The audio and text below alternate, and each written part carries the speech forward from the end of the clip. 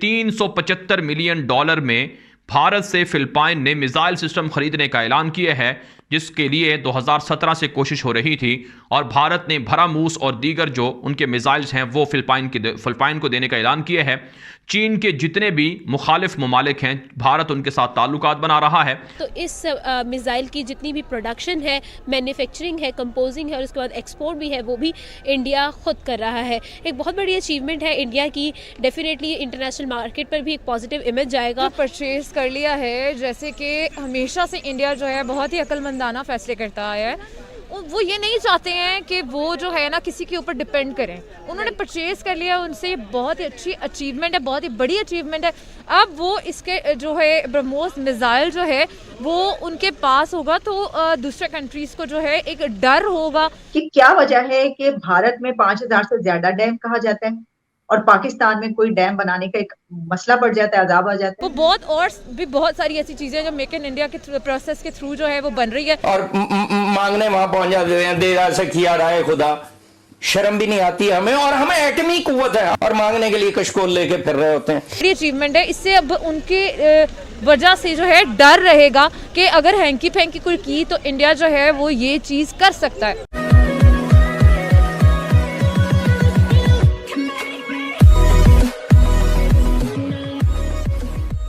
नमस्कार दोस्तों। अब जैसे चाइना जो है वो पाकिस्तान को मदद करता था, मतलब बिंदास मदद करता है, आज भी करता है, और हालांकि अब तो वो जो फ्रीक्वेंसी थी वो कम हो गई, क्योंकि उसको चाइना को लगता था कि एक बार पाकिस्तान के अंदर इन्वेस्ट करेंगे तो वो हमेशा के लिए इंडिया को एंगेज रखेगा। लेकिन पाकिस्तान को खुद भारत ने इतना अनस्टेबल कर दिया है कि वो अपनी कैपेसिटी में रहा नहीं है। लेकिन अगर आप देखो इंडिया, तो इंडिया चाइना के आसपास अच्छा खासा यहाँ पर घुस चुका है, चाहे वो फिलीपींस हो, चाहे वो वियतनाम हो।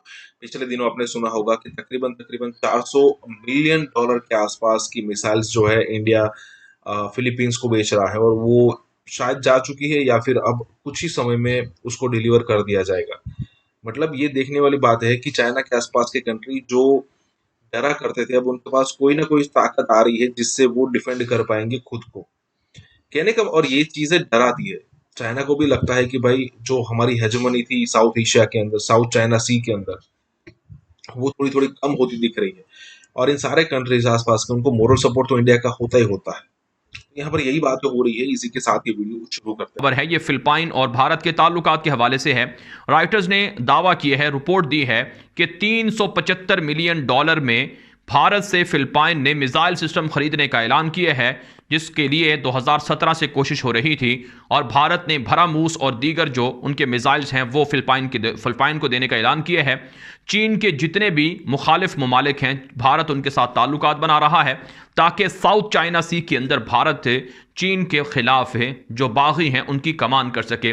कहा जाता है कि थाईलैंड को, फिलिपाइन को और दीगर मुल्कों को भारत इसलिए सपोर्ट कर रहा है ताकि चाइना पर सबकत ले सके। खबर है ये कि ब्रह्मोस मिसाइल जो इंडिया और रशिया का कंबाइंड था उसको परचेज कर लिया गया फिलीपींस की तरफ से $374 मिलियन में, जिसका 51% शेयर जो है वो इंडिया की तरफ जाएगा और 49% शेयर रशिया के पास होगा। इसके अलावा अगर हम मज़ीद बात करें तो इस मिसाइल की जितनी भी प्रोडक्शन है, मैन्युफैक्चरिंग है, कंपोजिंग है और उसके बाद एक्सपोर्ट भी है, वो भी इंडिया खुद कर रहा है। एक बहुत बड़ी अचीवमेंट है इंडिया की। डेफिनेटली इंटरनेशनल मार्केट पर भी एक पॉजिटिव इमेज जाएगा। जो परचेज कर लिया है, जैसे कि हमेशा से इंडिया जो है बहुत ही अक्लमंदाना फैसले करता आया है।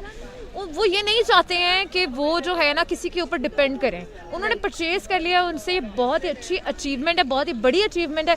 अब वो इसके जो है ब्रह्मोस मिसाइल जो है वो उनके पास होगा तो दूसरे कंट्रीज को जो है एक डर होगा, जैसे कि एटॉमिक बॉम्ब का डर रहता है सबको कि इनके पास है, ये कभी भी हमने ऊंची नीची की, हैंकी फैंकी की तो ये कुछ भी कर सकते हैं। ठीक है, इसी तरह इस चीज़ का भी एक बहुत बड़ी चीज़ है जो हुई है, जो अचीवमेंट की है इंडिया ने, बहुत बड़ी अचीवमेंट है। इससे अब उनके वजह से जो है डर रहेगा कि अगर हैंकी फैंकी कोई की तो इंडिया जो है वो ये चीज़ कर सकता है। तो ये बहुत बड़ी अचीवमेंट है इंडिया के लिए। अच्छा, इंडिया की ये जो मिसाइल की हम बात करें ब्रह्मोस की, इसकी मैन्युफैक्चरिंग, कंपोजिंग और उसके बाद एक्सपोर्ट भी इंडिया खुद करेगा फिलिपीन को। ठीक है, उसके बाद आपको क्या लगता है इंटरनेशनल मार्केट किस तरीके से देखेगी इस चीज़ को, इटसेल्फ इंडिया की लेबर को, इंडिया को कितना फ़ायदा होगा? क्या लगता है, क्या इमेज रखती है आप? इंडिया की इमेज जो है वो बहुत ही अच्छी और अपग्रेड हो जाएगी और मैन्युफैक्चरिंग और प्रोडक्शन अगर वो अपनी ही मेड इन इंडिया करने लगेंगे तो ये बहुत अच्छी बात है। वो बहुत सारी ऐसी चीज़ें जो मेक इन इंडिया के प्रोसेस के थ्रू जो है वो बन रही है और ये एक और अचीवमेंट उनकी इन अचीवमेंट्स में शामिल हो गई है। तो हम लोग उनको बहुत ही अच्छा तरह कहते हैं कि बेस्ट ऑफ लक और ये और भी ज़्यादा अचीवमेंट्स करें और उनकी इमेज जो जाएगी अब बाकी कंट्रीज में या दुनिया भर में वो बहुत ही आला और अच्छी होगी। और भाषा डैम जो इस हुकूमत के दौरान उनके लिए चंदा जमा किया गया और शुरू किए गए, लेकिन मोमन डैम 20 साल के बाद शुरू किया गया, इतना गैप आया बीच में। तो आप इससे अंदाजा कर सकते हैं कि पाकिस्तान की डैम्स की सूरत हाल क्या है। और इसके बरक्स भारत में कहा जाता है कि कुछ 5000 के करीब डैम्स है और बड़ा ही एक जबरदस्त निजाम है। आप ऐसे इलाकों में डैम बना रहे हैं जो आपके इलाके ही नहीं है। मैं आपको इसकी एक मिसाल देता हूं, भाषा डैम ही इसलिए मैंने पिक किया कि भाषा डैम तो 20 साल पहले बनाने की बात हुई थी। जनरल मुशर्रफ का ये सबसे बड़ा जो है वो प्रोजेक्ट था, तो जनरल मुशर्रफ को फाइनेंसिंग क्यों नहीं मिली थी? वर्ल्ड बैंक ने और IMF ने और जितने दूसरे एशिया बैंक ने जो भी कहीं लेंड कर सकते हैं, लोनिंग कर सकते हैं, IMF तो मेरे ख्याल में इस पे करता नहीं, आई एम नॉट श्योर, लेकिन जो कर सकते हैं जिसमें वर्ल्ड बैंक नंबर 1 था और बैंक एशियन बैंक था, उन्होंने ये कहा कि हम आपको पैसे इसलिए नहीं दे सकते कि ये जो डैम आप बना रहे हैं ये डिस्प्यूटेड एरिया में। अब गिलगित बल्तिस्तान जो है 2006 की बात कर रहा हूं, आप रिकॉर्ड उठा के देख लें, उन्होंने क्लियरली कह दिया कि ये जो है डिस्प्यूटेड एरिया, आप ये रिजॉल्व करें, पैसे ले जाएं।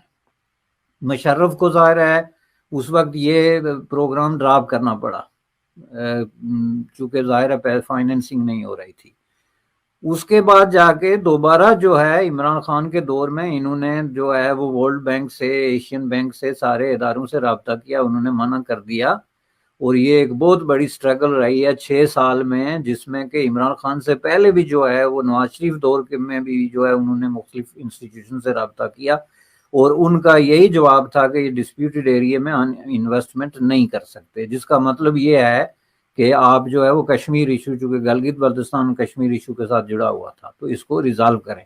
2020 में जाके तो चाइना ने इस पे एग्री किया कि हम आपको देते हैं पैसे 2020 में।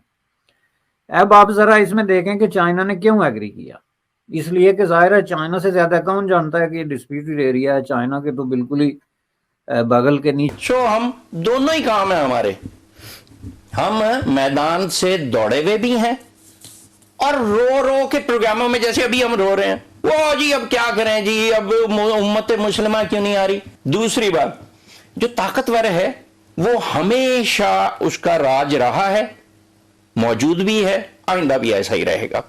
और ये जो है ना मुसलमानों की बात आप कर रहे हैं, ये बेचारे जो है ना, ये ऐसे ही बस कहने के लिए बहुत अच्छा है, मुस्लिम उम्मा यही हम फिरोख्त कर रहे हैं और मांगने वहां पहुंच जाते हैं, दे सखिया राय खुदा।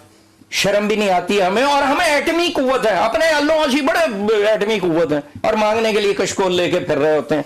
दूसरी बात, फिर उन्होंने हमारी इज्जत करनी है, उन्होंने हमारी इज्जत नहीं करनी, वही हमारे साथ सलूक करना है जो किसी भी मंगते के साथ होता है। भारत का वजीर आजम क्या कर रहा है भारत के लिए, और आप क्या कर रहे हैं, ताकि उनको बताया जा सके कि वेयर यू स्टैंड एट।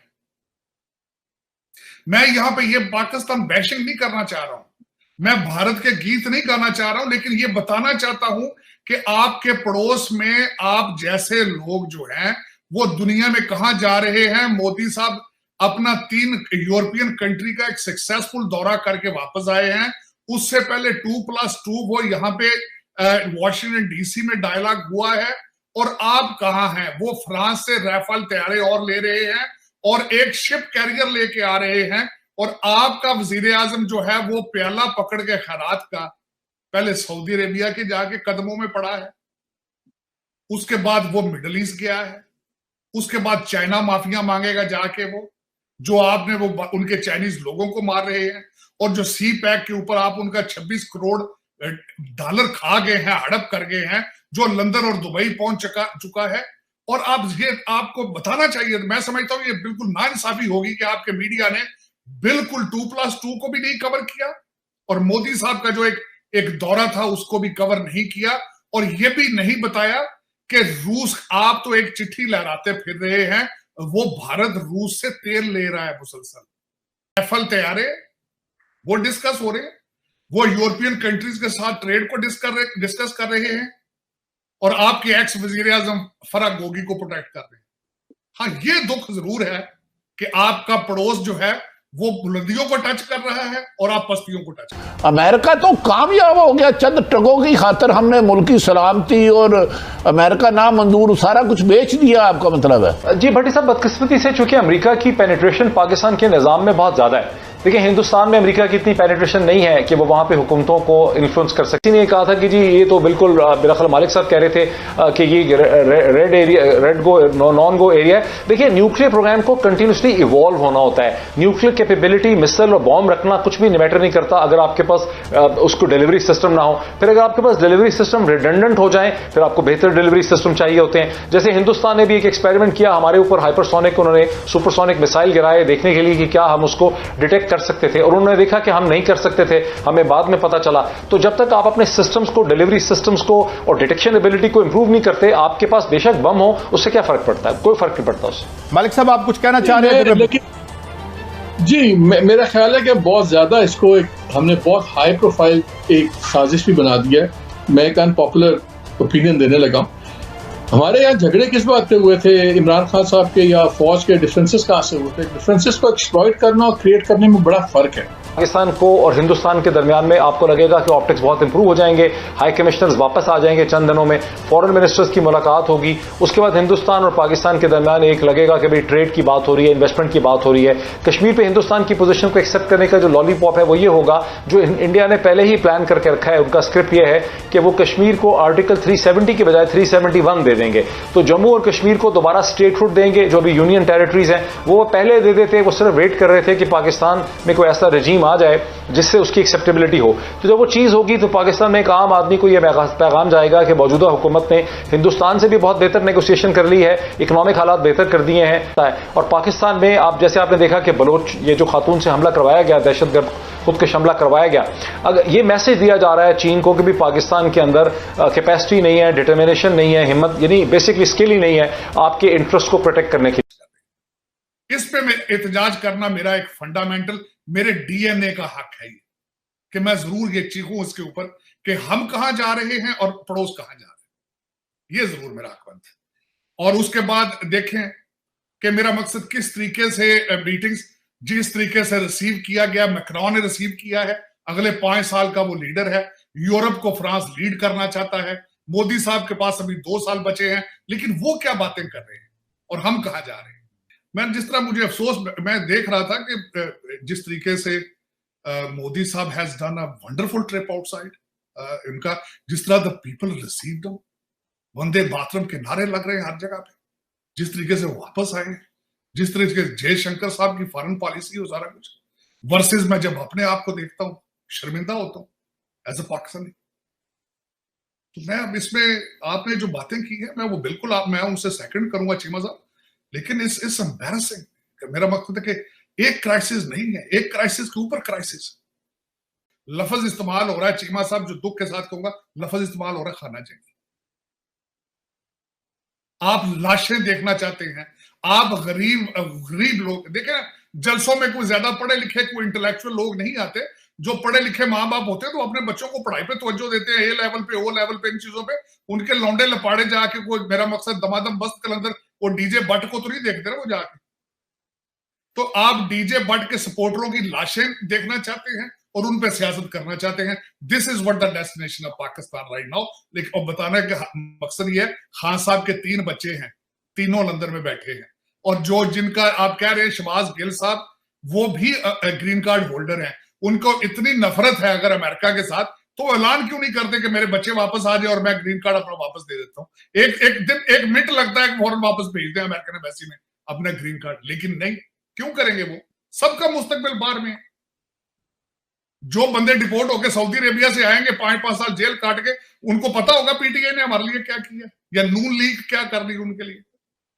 लेकिन मैं एक देखे ना, और आप लेटर्स की बात, शीरी मजारी साहबा को देखे, यूनाइटेड नेशन को लेटर लिख दिया उन्होंने कि खान साहब के खिलाफ कॉन्स्पिरेसी। और यार अपना कद काट तो पढ़ो देख लो यार तुसी। यूनाइटेड नेशन कहते नहीं खान साहब के खिलाफ कॉन्स्पिरेसी हो रही है यूनाइटेड नेशन के लेवल पे। आपकी कश्मीर के बारे में तो बात सुनी नहीं आज तक यूनाइटेड नेशंस ने। आप खान साहब की मेरे में चिट्ठी लिख के अपना मजाक उड़ा रहे हैं। जो नरेंद्र मोदी है और जयशंकर जो हैं, उन्होंने जिस तरह की जान डाली है इंडिया यूएई ताल्लुकात के अंदर, इसके लिए पाकिस्तान के लिए प्रॉब्लम पैदा हो गई है। लेकिन हमारा में एक मंदिर तो बन गया, एक बड़ा मंदिर बन रहा है और सिविल इजाज़त दिए गए मोदी साहब को। ओ भाई खुदा का कोई खौफ करो, क्या मुसलमानों के साथ वहां हो रहा है। यूएई ने कहा जी कि हम तो जम्मू एंड कश्मीर में इन्वेस्ट करेंगे। मजाल है को पाकिस्तान से किसी ने बात क्या है कि इंडिया के चीफ ऑफ आर्मी स्टाफ ने दौरा किया कतर पिछले बरस। नहीं कतर का नहीं, दुबई का भी किया, सऊदी अरब का भी किया। आप कहते हैं इंडिया यूएई की जो मिलिट्री लेवल की पार्टनरशिप है वो भी बड़ी जबरदस्त है।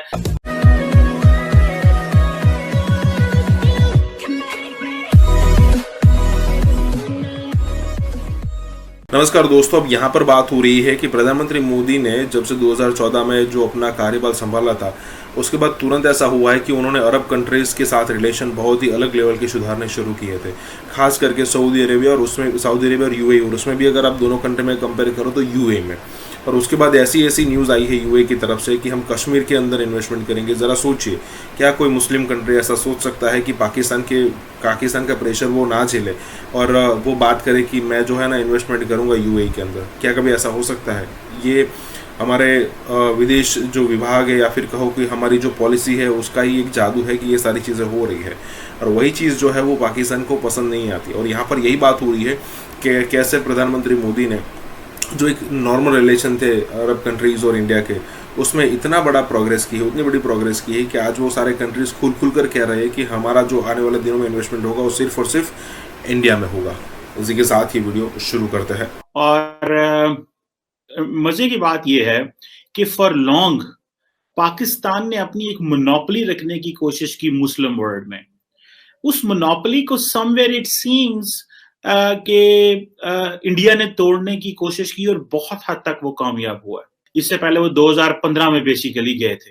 अच्छा, मजे की बात देखें, 2015 में जब नरेंद्र मोदी यूएई गए, उससे पहले तकरीबन 30 साल तक कोई इंडियन प्राइम मिनिस्टर जो है वो यूएई नहीं गया। इंदिरा गांधी 1981 में गई थी। अब आप इमेजिन कर लें कि ये कितनी बड़ी डेवलपमेंट है। और अभी आप देखें कि अभी क्वाड 2 की बातें हो रही हैं जिसमें Israel, UAE, America and India की बात हो रही है। और जो इंडिया के फॉरेन मिनिस्टर जयशंकर हैं वो कहते हैं कि जो यूएई है वो हमारी एक्सटेंडेड नेबरहुड है, एक्सटेंडेड। कि Pakistan has historically always tried to use Middle Eastern and particularly Muslim countries for Kashmir issue, और मुसलमान ममालिक जो है वो कश्मीर इशू के ऊपर इंडिया के करीब नहीं जाते थे। पाकिस्तान मुत्तहिदा व अरब अमारात को तस्लीम करने वाला पहला मुल्क था। ये ना पाकिस्तान और अरबों के ताल्लुकात हमेशा बहुत अच्छे रहे, फिर कुछ वाक़यात हुए, पाकिस्तान जो है वो कमज़ोर होता गया और अब वो यहाँ तक चले गए कि इंडिया के चीफ ऑफ आर्मी स्टाफ ने दौरा किया कतर पिछले बरस। नहीं कतर का नहीं, दुबई का भी किया, सऊदी अरब का भी किया, अमारात का भी किया, उसका भी किया, और मंदिर बनाया गया वहां। उस पर रसूलुल्लाह सल्लल्लाहु अलैहि वसल्लम का कौल मुबारक याद आता है कि उस वक्त तक क़यामत कायम नहीं होगी जब तक अरब में बुत परस्ती ना हो।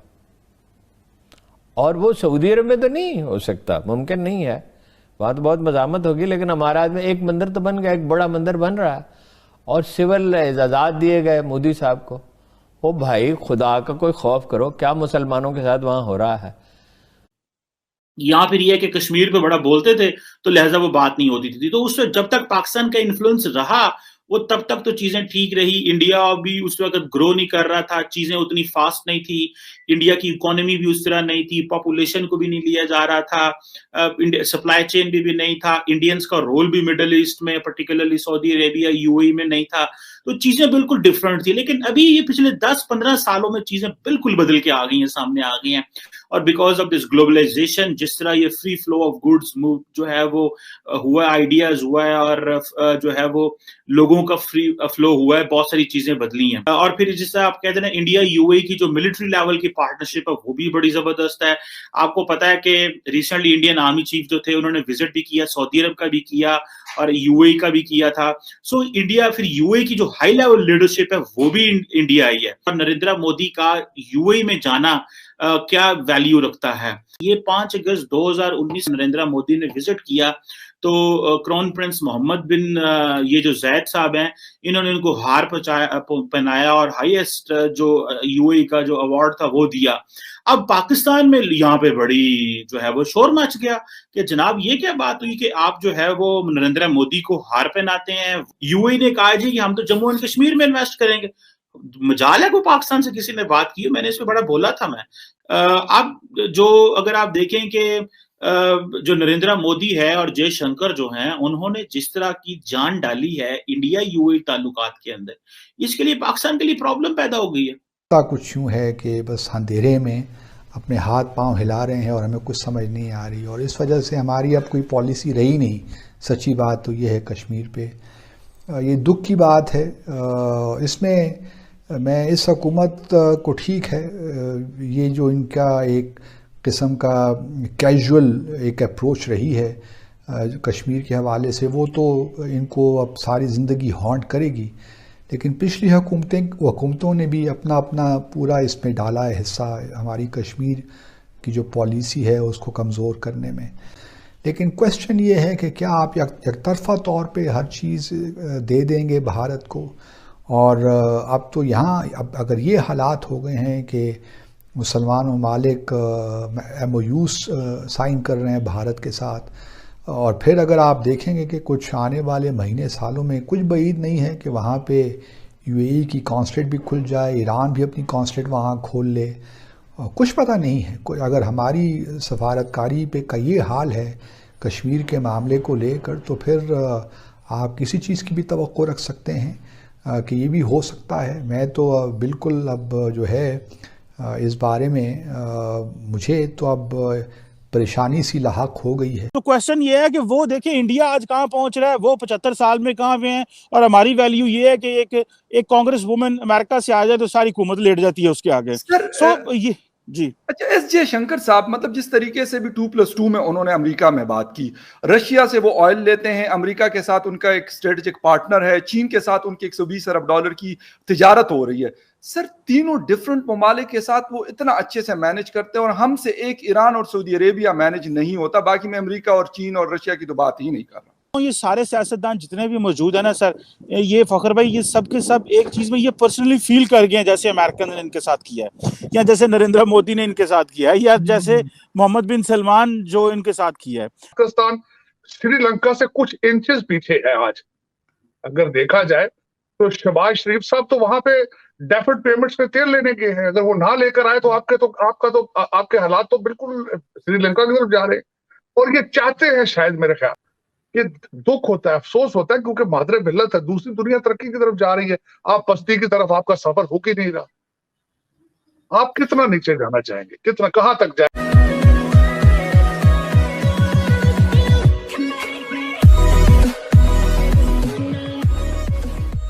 नमस्कार दोस्तों, अब इंडिया और पाकिस्तान की अगर आपको डिफरेंस देखना है ना, तो सबसे पहला डिफरेंस आप ये देख सकते हो कि जब पाकिस्तान का प्रधानमंत्री अमेरिका जाएगा उसको रिसीव करने के लिए कौन आएगा, और इंडिया का फॉरेन मिनिस्टर भी अगर जाएगा, प्रधानमंत्री छोड़िए, तो भी वो पाकिस्तान के प्रधानमंत्री को रिसीव करने वाले से बड़ा होगा। अगर 75 ईयर्स की जर्नी आप काउंट करो तो इंडिया और पाकिस्तान में आपको ह्यूज डिफरेंस मिलेगा।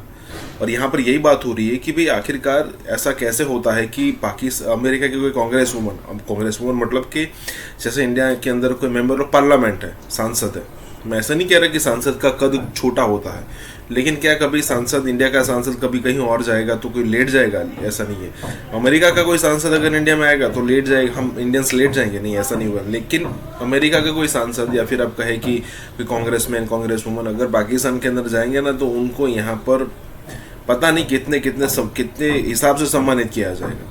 ये दिखाता है आपको कि आपकी वैल्यू क्या है सामने वाले कंट्री के एक छोटे पर्सन के सामने भी। इसी के सामने ये वीडियो शुरू करते हैं। क्वेश्चन ये है कि वो देखिए इंडिया आज कहाँ पहुंच रहा है, वो 75 साल में कहाँ पे हैं, और हमारी वैल्यू ये है कि एक कांग्रेस वुमेन अमेरिका से आ जाए तो सारी हुकूमत लेट जाती है उसके आगे। सो ये जी अच्छा, एस जे शंकर साहब, मतलब जिस तरीके से भी 2+2 में उन्होंने अमेरिका में बात की, रशिया से वो ऑयल लेते हैं, अमेरिका के साथ उनका एक स्ट्रेटेजिक पार्टनर है, चीन के साथ उनकी 120 अरब डॉलर की तिजारत हो रही है।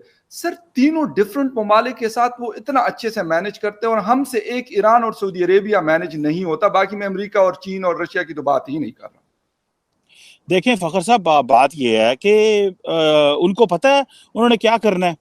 जो क्या नाम है उनका, वो रशिया से तेल लेते हैं और वो अमेरिका को भी स्नब करते हैं। उसकी वजह यह है कि उनकी चाइना से भी 125 अरब डॉलर की ट्रेड है, वो अमेरिका के साथ भी अरबों डॉलर की ट्रेड कर रहे हैं। वो चाइना इंग्लैंड के साथ भी कोई 50 बिलियन 40 बिलियन यूरो पे पहुंच रहे हैं बायलैटरल ट्रेड के ऊपर। सो क्वेश्चन ये है कि वो जिधर जाते हैं वो टोटल देखें $1 ट्रिलियन की एक्सपोर्ट की बात कर रहे हैं कि हमने इतना करना है, मार्केट बनाना चाहते हैं ये एंड वो। सो क्वेश्चन ये है कि पाकिस्तान की टोटल देखें ना, साहब जो है वो गए हैं और जाहिर है वहां से अगर वो तेल या कोई चीज मांगेंगे तो क्या मतलब रह जाएगी इज्जत और क्या उनको रिस्पांस आएगा। तो अपने ख्याल से चाइना और सऊदीया दोनों के साथ क्या पाकिस्तानी गवर्नमेंट जो अभी है वो टर्म्स को संभाल पाएगी।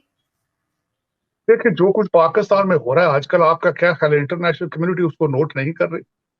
खान साहब हर जलसे के अंदर अमेरिका के खिलाफ स्पीचेस देते हैं, हर जलसे में कहते हैं अमेरिका के खिलाफ निकलो बाहर, उनके झंडे जलाओ, ये करो वो करो। क्या ख्याल है आपके जो इस्लामाबाद में एम्बेसडर बैठे हैं वो सो रहे हैं सारे?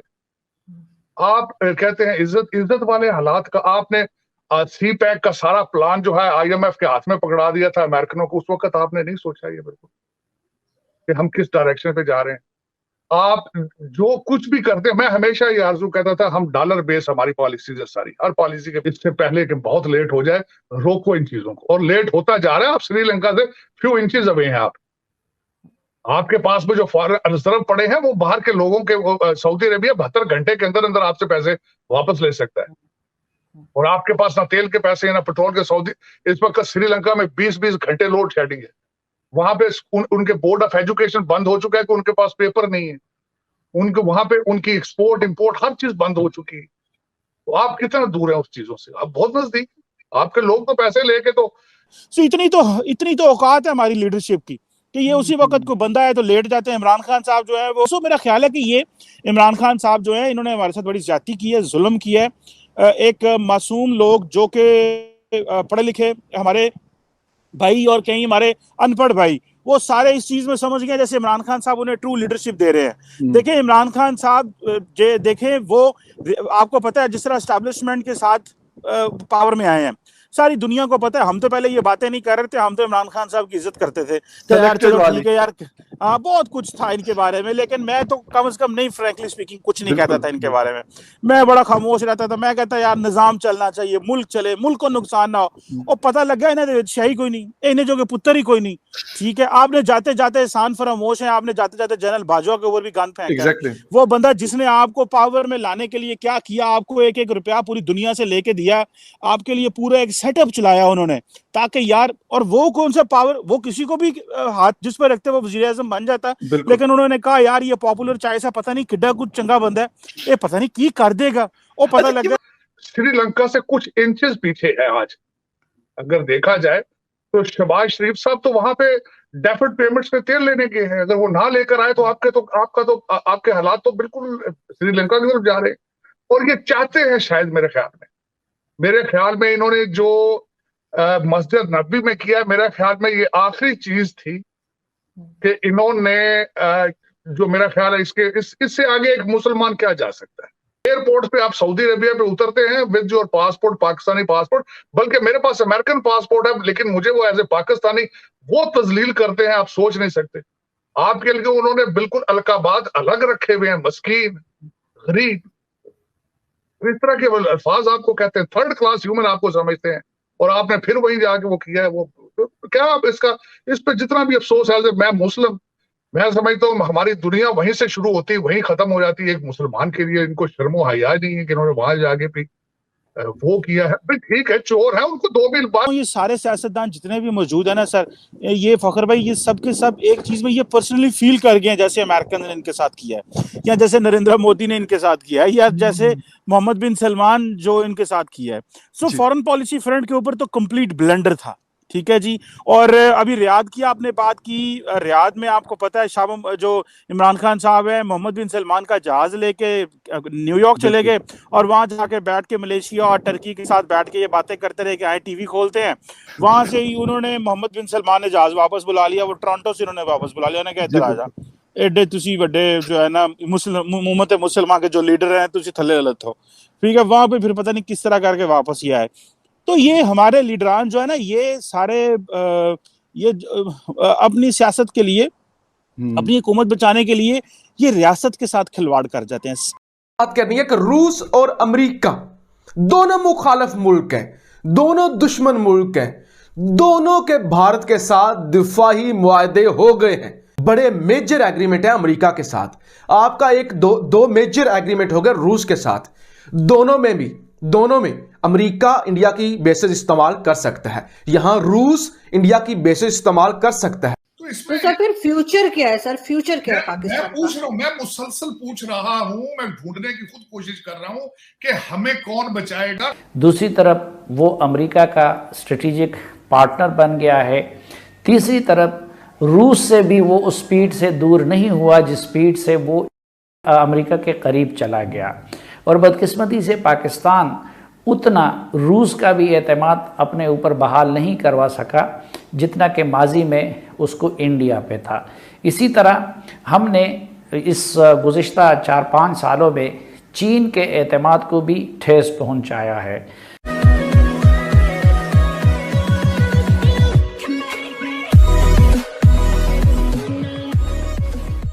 नमस्कार दोस्तों। अब पहले क्या था, 1947 के बाद पाकिस्तान ने ये ट्राई की कि भाई हम अमेरिका के पाले में रहते हैं, बेनिफिट अच्छा रहेगा। हालांकि उसको उस समय उनको ऑफर रशिया की तरफ से भी थी, लेकिन वो अमेरिका की तरफ जाना उन्होंने पसंद किया। इंडिया न्यूट्रल रहा, इंडिया ने दोनों के साथ रिलेशन बेटर रखने की ट्राई की, लेकिन अमेरिका का एक सीधा सिंपल फॉर्मूला था कि दुनिया में इतने ज़्यादा कंट्रीज हमें सपोर्ट करते तो हमें इंडिया की ज़रूरत है नहीं, और हमें अमेरिका ने उस हिसाब से इंडिया के साथ रिलेशन मेंटेन या फिर बेटर नहीं रखे। हालांकि इंडिया ने कभी कोई स्टेटमेंट अलग से नहीं दिया, लेकिन आज समय ऐसा है कि दोनों कंट्री, रशिया और अमेरिका ने और रशिया ने जिस टाइप की मदद हमारी की, चाहे वो 1971 के अंदर हो या फिर किसी और, हर क्षेत्र में हम नहीं भूलते। और ऊपर से हम इंडिया, अगर मान लीजिए अमेरिका आता है तो हम वो भी चाहते हैं कि अमेरिका के साथ रिलेशन बेटर हो, उसका फ़ायदा उठाया जाए, हम जो चीज़ बेचना चाहते वो बेचे, जो खरीदना चाहते वो खरीदे। और कोई कंट्री, ना ही रशिया वो कह पाता है कि भाई आप अमेरिका के साथ मत बोलिए, ना ही अमेरिका कह पाता है कि आप रशिया के साथ मत बोलिए। हम सब के साथ रिलेशन में, और यही चीज़ है जो दुनिया में भारत को अलग करती है। इसी के साथ ये वीडियो शुरू करते हैं। बात करनी है कि रूस और अमेरिका दोनों मुखालिफ मुल्क हैं, दोनों दुश्मन मुल्क हैं, दोनों के भारत के साथ दिफाही मुआहदे हो गए हैं, दोनों के ये मुआहदे हो गए हैं कि वो भारतीय बेसेस को यूज कर सकते हैं। और भी कुछ एग्रीमेंट्स हैं अमेरिका के साथ इंडिया के। लिहाजा बात करने का मकसद ये है, ये आपके 2-3 बड़े मेजर एग्रीमेंट है अमेरिका के साथ। आपका एक दो मेजर एग्रीमेंट हो गया रूस के साथ। दोनों में अमेरिका इंडिया की बेसेस इस्तेमाल कर सकता है, यहां रूस इंडिया की बेसेस इस्तेमाल कर। तो पाकिस्तान के पास वाहिद जो रास्ता रहता है वो इंडिया के साथ ताल्लुकात की नॉर्मलाइजेशन का है। तो पाकिस्तानी रियासत ने मुस्तकबिल करीब में ये मुश्किल तरीन फैसला कर, दूसरी तरफ वो अमेरिका का स्ट्रेटेजिक पार्टनर बन गया है, तीसरी तरफ रूस से भी वो उस स्पीड से दूर नहीं हुआ जिस स्पीड से वो अमेरिका के करीब चला गया। और बदकिस्मती से पाकिस्तान उतना रूस का भी एतमाद अपने ऊपर बहाल नहीं करवा सका जितना कि माजी में उसको इंडिया पे था। इसी तरह हमने इस गुज़िश्ता 4-5 सालों में चीन के एतमाद को भी ठेस पहुंचाया है। हमारे डिप्लोमेटिक मिशन क्या कर रहे हैं बात, वो शनाख्ती कार्ड और पासपोर्ट बनाने से भी कासर है, डिप्लोमेसी का उनको पता ही नहीं। आपकी फॉरेन पॉलिसी नहीं है तो ये फॉरेन पॉलिसी प्रमोट क्या करेंगे? आप बताएं ना। मेरा क्वेश्चन है आरजू आपसे, आप इस्लामाबाद बैठी, आपकी फॉरेन पॉलिसी क्या है? आपकी फॉरेन पॉलिसी, मेरे हिसाब से आपकी फॉरेन पॉलिसी सिर्फ डॉलर है। आपको चाइना से डॉलर आए तो आप उनके साथ हैं, आपको उनके बंद हुए तो आप IMF के कदमों में पड़े। ये फॉरेन पॉलिसी है आपकी फॉरेन पॉलिसी तो डॉलर है। वो कहते हैं ना सर, ये तो हमेशा से रही है सर। पहले भी नवाज शरीफ साहब भी जब आते थे कहते थे मैं कशकोल तोड़ दूंगा। इमरान खान साहब ने कहा था मैं खुदकुशी कर लूंगा, लेकिन कुछ भी नहीं हुआ। तो फिर यहाँ पे एम्बेसियों का मकसद ही कोई नहीं। मेरे ख्याल में तो इन पे फजूल खर्चा हो रहा है। क्या प्रमोट कर रहे हैं यहाँ पे, ये बताएं। शनाख्ती कार्ड और पासपोर्ट। और मजे की बात ये एम्बेसियों में क्या है, एक रवाज है कि आपके एस्टेब्लिशमेंट और सियासतदानों के बच्चे, भतीजे, भांजे सिफारशी यहाँ भेज दिए जाते हैं 4-4 साल के लिए। वो बिल्कुल पाकिस्तानियों से बदतमीजी करते हैं, वो उनको ट्रीट सही नहीं करते। पता होता है मतलब सिफारिश पे आए हैं, हमें कौन हाथ लगा सकता है। वो 11-12 बजे आते हैं, सिगरेट पीते, चाय पीते, घर चले जाते हैं। वो तो शनाख्ती कार्ड, पासपोर्ट नहीं दे सकते, वो आपकी डिप्लोमेसी क्या करेंगे? ये तो एक मजाक है ना। जब आपकी फॉरेन पॉलिसी नहीं तो फॉरेन डिप्लोमेटिक मिशन का क्या मतलब है? तो इसमें सर फिर फ्यूचर क्या है सर? फ्यूचर क्या है पाकिस्तान? मैं पूछ रहा हूँ, मैं मुसलसल पूछ रहा हूँ, मैं ढूंढने की खुद कोशिश कर रहा हूँ कि हमें कौन बचाएगा। तो पाकिस्तानी रियासत अब एक दोराहे पे खड़ी हो गई है और पाकिस्तानी रियासत को ये फैसला करना है कि वो चीन के साथ जाएं या कि फिर अमेरिका के साथ जाए। अगरचे सरदस्त अमेरिका ने कुटी करने का मुतालबा नहीं किया है चीन के साथ, लेकिन लगता यही है और उसका पैगाम यही है कि अगर पाकिस्तान उसके साथ आगे बढ़ना चाहता है तो फिर उस सूरत में उसको चीन को और सीपेक को अलविदा कहना पड़ेगा। ये उनका एक खामोश पैगाम है जो पाकिस्तान को दिया जा रहा है। दूसरी तरफ पाकिस्तान डिप्लोमेटिक फ्रंट पे और इकनॉमिक फ्रंट पे जो IMF के मामलात है, FATF के मामलात है और सफारतकारी के दीगर इश्यूज़ है, उस पे पाकिस्तान अमेरिका का मोहताज है, क्योंकि अभी तक वर्ल्ड को और बिलखुसूस वेस्टर्न वर्ल्ड को अमेरिका ही लीड कर रहा है। रूस और इंडिया का, इसके अलावा रेलस एग्रीमेंट पर बात चल रही है, एग्रीमेंट हो रहा है रूस और भारत में। यह एग्रीमेंट क्या है? यह एग्रीमेंट ये है कि भारत रूस की जो बेसेस हैं वो यूज कर सकेगा और रूस भारत की फौजी बेसेस, नेवी की शिप्स और बाकी जो सारी चीजें हैं वो इस्तेमाल कर सकेगा जब उसे जरूरत होगी। और इसके अलावा लॉजिस्टिक सपोर्ट्स या फिर भारत के असले को बेहतर करना या बाकी जो चीजें मिलिट्री इक्विपमेंट होता है वो रूस से खरीदेगा भारत। तो ये एग्रीमेंट हो चुका है। यानी सादा लफ्जों में रूस अब भारत की बेसिस इस्तेमाल कर सकता है। इससे पहले लिमुआ, एक लॉजिस्टिक सपोर्ट का लिमुआ एग्रीमेंट 2016 के अंदर हुआ था, अमेरिका और भारत का। लिमुआ इसे कहते हैं, लिमुआ भी कहते हैं। एक कॉमकासा इसे कहते हैं, कॉमकासा कम्युनिकेशन के हवाले से। यह 2018 के अंदर अमेरिका और इंडिया का एग्रीमेंट है। जो लोग फॉलो करते हैं इन चीजों को उनको पता है कॉमकासा। यह 2018 के एंड में एक एग्रीमेंट हुआ था ट्रंप में और मोदी में, जब 2+2 मीटिंग हुई थी अमेरिका के साथ भी। ये हो गया था एग्रीमेंट। और इसके अलावा और भी कुछ एग्रीमेंट्स हैं। दुनिया में कोई ताकत ऐसी नहीं है जो उनके अज़ाइम को रोके, उनको चेक करे या उनकी मुखालफत करे या उनके ऊपर किसी किस्म का कोई मुआशी या सियासी दबाव डाले। और हमारी लीडरशिप भी पांव उनके ठंडे हैं, वो कोई फैसला करने से कासिर है और वो दुनिया की तरफ देख रहे हैं। हिंदुस्तान ने जब भी करना है कुछ ऐसा वो कर गुजरते हैं।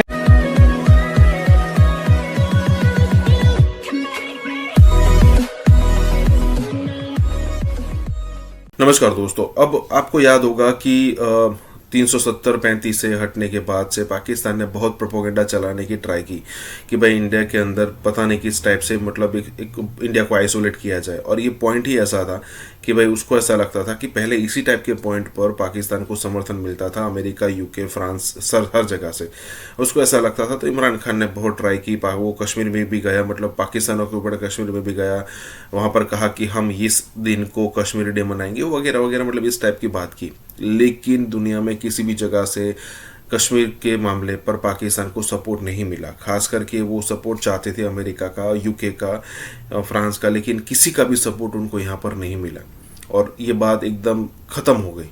अब इसको सालों होने को है, लेकिन आज भी पाकिस्तानी मीडिया में कई बार डिस्कस होता है, लेकिन ज़्यादातर अगर आप बात देखो तो ये सब चीज़ें शून्य हो गई है, क्योंकि यही डिस्कशन पाकिस्तान में हो रहा है कि कोई भी इंटरनेशनल प्रेशर मोदी पर काम नहीं करता है। इसी के साथ ये वीडियो शुरू करते हैं। तो पाकिस्तान की पॉलिसी क्या होनी चाहिए, हमारा रिस्पॉन्स क्या होना चाहिए? देखिए जी, ये तो आपने बहुत बड़ा सवाल कर दिया। देखना ये है, पहले हिंदुस्तान के रवैये को अगर आप देखें तो हिंदुस्तान सिर्फ इल्जाम लगाने के लिए नहीं, वो पंचिंग बैग पाकिस्तान को बनाता है एक कवर अप के लिए, लेकिन वो अपना एक स्ट्रेटजी, एक मकसद, एक ऑब्जेक्टिव लेकर चलते हैं। उनकी तमाम लीडरशिप ने हमेशा ऐसे ही किया है कि वो एक ऑब्जेक्टिव लेकर चलते हैं और उसको वो हतमी अंजाम तक लेकर जाते हैं। इस रीजन में बिलखुसूस और दुनिया में बिलअमूम सियासी तौर पर उनके मकासद को रोकने के लिए दुनिया में कोई ताकत ऐसी नहीं है जो उनके अज़ाइम को रोके, उनको चेक करे या उनकी मुखालफत करे या उनके ऊपर किसी किस्म का कोई मुआशी या सियासी दबाव डालें। आप अगर तारीख पे नजर दौड़ाएं तो आप देखेंगे कि उन्होंने जब पाकिस्तान को डिसइंटीग्रेट करना था तो ईस्ट पाकिस्तान में उन्होंने बिला जवाज चढ़ाई कर दी। न वो उस मामले में स्टेक होल्डर्स थे, न ईस्ट पाकिस्तान का मसला यूनाइटेड नेशन में हल तलब था, न वो कोई इंटरनेशनल डिस्प्यूट था और न इंडिया उसमें स्टेक होल्डर था सिवाय एक नेबर कंट्री होने के। लेकिन उन्होंने उस मौके को नहीं जाने दिया और इंदिरा गांधी ने उस वक्त आर्म फोर्सेस को भेजकर पाकिस्तान को दोलख्त कर दिया। और हमारी लीडरशिप भी पांव उनके ठंडे हैं, वो कोई फैसला करने से कासिर है और वो दुनिया की तरफ देख रहे हैं। हिंदुस्तान ने जब भी करना है कुछ ऐसा वो कर गुजरते हैं। फिर उन्होंने जब सियाचिन को ऑक्यूपाई करना था तो 1984 में इंदिरा गांधी ने अप्रैल में सियाचिन को जाके ऑक्यूपाई कर लिया। आज तक 30 बरस हो गए, तकरीबन 28 बरस हो गए, हम उनको वहां से नहीं निकाल सके और अब वो कश्मीर की जमीन को सस्ते दामों लीज पे दे रहे हैं इंटरनेशनल इन्वेस्टर्स को, जिनमें ज्यूज भी हैं, कादियानी भी हैं, हिंदू भी हैं और उनके पीछे अमेरिकन भी हैं।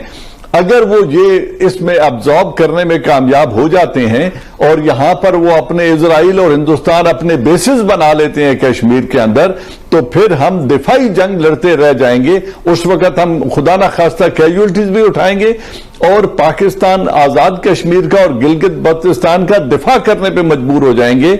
वहां पे शारा रेशम का और चाइना के साथ जो हमारे जमीनी राब्ते हैं उनका दिफा करते हुए हम अगली बाकी 70 बरस गुजार देंगे और इस कश्मीर को हम खो चुके होंगे। तो ये वक्त है कि हम कोई अमली कदम उठाएं और दुनिया को बावर कराएं। आज ये सब कुछ हम होता देख रहे हैं और एक तमाशाई बनकर बैठे हुए हैं। हमें अपनी आवाज उठानी होगी और अगर आवाज से कुछ नहीं होता तो फिर अमली कदम उठाना होगा। जनरल साहब, इसमें शरारतें खत्म नहीं हो रही। अब जो नई शरारत उन्होंने की है कि जो मौसम की खबरें जो सुनाते हैं उसमें उन्होंने आजाद कश्मीर और गिलगित बल्तिस्तान भी शामिल कर दिया है। हमारा रिस्पॉन्स क्या हो सकता है, क्या हम कर सकते हैं सवाए मुजम्मत के? आप कह रहे हैं उन्होंने उसको शामिल कर लिया है वेदर रिपोर्ट में। वेदर रिपोर्ट नहीं, उनकी लोकसभा में उन्होंने 24 सीटें खाली रखी हुई हैं और उनकी आरएसएस की लीडरशिप ये कहती है कि हमारी लोकसभा उस दिन मुकम्मल होगी जिस दिन मुत्तहिदा कश्मीर और गिलगित बल्तिस्तान से 24 नुमाइंदे मुंतखब होकर आएंगे और इस असेंबली में आकर बैठेंगे, तो उस दिन हम कहेंगे कि आज हमारी लोकसभा मुकम्मल हो गई है। रहेंगे। और मैं इशू की तरफ आपसे बात भी करना चाहूंगा, वो है बलूचिस्तान का, क्योंकि इससे पहले कश्मीर में जो कुछ हो रहा है तो उसका वो कह रहे हैं कि जी हम बलूचिस्तान में बदला लेंगे। तो पाकिस्तान कहां डिफेंस करेगा, कहां हम लोग ये देखते रहेंगे? जो नरेंद्र मोदी ने स्पीच की थी, आप रिटायर्ड मेजर को छोड़ें, खुद नरेंद्र मोदी ने कहा था कि गिलगित बल्तिस्तान और बलूचिस्तान से लोग मेरे साथ राब्ते में हैं और वो हमें कह रहे हैं कि हमारी मदद करो। तो अगर उनका वजीर आजम भी गिलगित बल्तिस्तान और आजाद कश्मीर और बलूचिस्तान में राब्ते में है तो Ajit Doval is paid for this thing, उसका तो काम ही ये है। वो तो बड़ा अलल ऐलान कह चुका है कि हम पाकिस्तान के ऊपर हमला आवर होंगे, हम इसको दोलख्त करेंगे। उनके मिनिस्टर्स का ये कहना है कि पहले पाकिस्तान के 2 टुकड़े किए, आप 4 टुकड़ा करेंगे। तो अगर उनके ये अज़ाइम उनकी हुकूमत के हैं, उनकी लीडरशिप के हैं, उसको बिला रोक टोक वो बरमला कहते हैं टेलीविजन पे आके, तो हमें किस एविडेंस का इंतजार है या हम क्या कर रहे हैं? हम क्यों इस बात से हिचकिचाते हैं? लेकिन एक कुव्वत ईमानी चाहिए इस फैसले के लिए और कलमा हक के लिए जुर्रत पैदा करनी पड़ेगी मुस्लिम उम्मा को, और लीड रोल पाकिस्तान ने लेना है क्योंकि हम स्टेक होल्डर्स हैं इसमें। बहुत शुक्रिया आपका एजाज अवान साहब।